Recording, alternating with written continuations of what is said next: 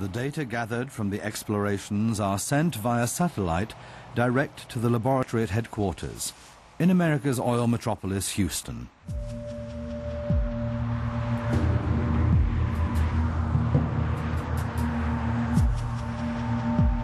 There, they're evaluated by experts, but even they can't be 100% certain that what they see on the screen represents an oil layer.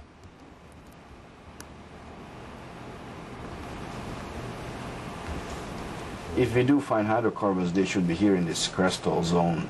In this reflector package, you see these bright reflectors kind of dimming out over the crest of this feature. This is one likely place to find hydrocarbons. Oil entrepreneur Jean Van Dyke estimates the chances of deep-sea drilling striking it lucky in Africa at about 50-50. The only region worth trying, he thinks, is off the west coast of Africa. He's currently represented in 7 countries, with the focus on explorations in the Gulf of Guinea, activities which Washington is happy to support. The U.S. government is becoming a lot more cognizant of the value of production from that area. And so they do help. I do keep in close contact. I have a lobbyist in Washington, D.C. We keep close contact with the government. The capital investment needed for developing a large new oil field is somewhere near 2 billion euros, according to Van Dyke. For his latest exploration, he's teamed up with Washington's toughest competition. A Chinese company is involved in the financing. Investing capital in a politically relatively insecure region like Africa is not viewed as risky by Van Dyke. Strange, though, that more and more soldiers are being seen here, say the locals. They suspect that the Pentagon could also be making use of the site, that there may be plans in Washington's Defense Department to set up a naval base in Sao Tome. Nothing but rumors, according to the first official visit to Sao Tome from America's State Department. We were not, although there was great speculation in the press that that was, in fact, the very reason we were there. No, we did not discuss that.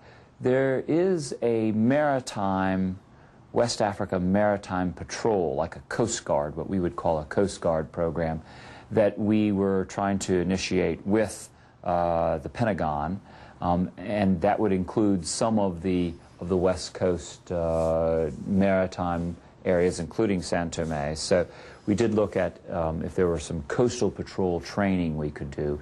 But on the security or military side, that was about the extent of it. But as I know, General Carlton Fulford was there at the same time. I think it wasn't just for a holiday trip. General Fulford was, I don't think it was there when I was 2001, I think it was, yes.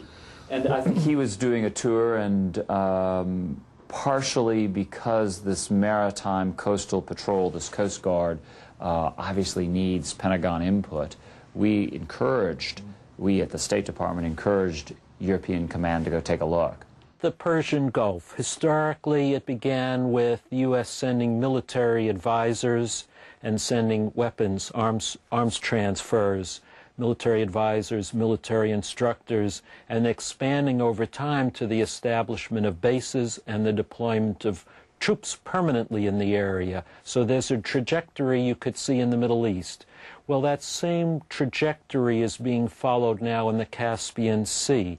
First, military advisors and the supply of weapons. Now the United States is establishing permanent military facilities in the Caspian Sea. We also have American troops in Georgia, and at a lower level, but moving along quickly, a U.S. military buildup in Africa, which is becoming more and more important for the supply of oil. So you have military advisors, no bases yet, but the Department of Defense is looking at locations in Africa to establish bases. The alarm bells have been ringing for the American military since an internal study claimed that rival China is also trying to extend its strategic position in the race for resources. According to the study, Peking is setting up new naval bases and airstrips in an apparent bid to secure petroleum transports from the Persian Gulf. Most of the growth in consumption is going to come from Asia. Already since the year 2000, something like 40% of the total growth in world oil demand has come from one country, China. I worry that in the competitive pursuit of foreign oil, that especially the United States and China might clash in the Caspian Sea region, where both of them are looking for oil. Now, I wouldn't argue that this would be through intentional policy. I'm not saying that they seek to go to war with one another, but both of them are seeking allies in the region and providing military advisors, sending weapons into the area, building new military ties with local powers in a competitive way that is very reminiscent of the period before World War I in the Balkans, when you had the big powers all competing for advantage in a very volatile area. Competition that's long been evident in Africa too. The new oil dorado that America's banking on to secure its supplies. 25% of US oil imports are expected to come from the reserves of the Dark Continent in future. That's more than America receives from Saudi Arabia. In Chad, the latest member of the Club of African Oil Countries, American oil companies dominate the scene. They built the oil wells and the pipeline through which oil now flows over 1,000 kilometers to the Atlantic coast in Cameroon and out to the loading terminal at sea. But now the USA's rival, China, has claimed rights and is negotiating with the government of Chad for access to the precious resource, oil.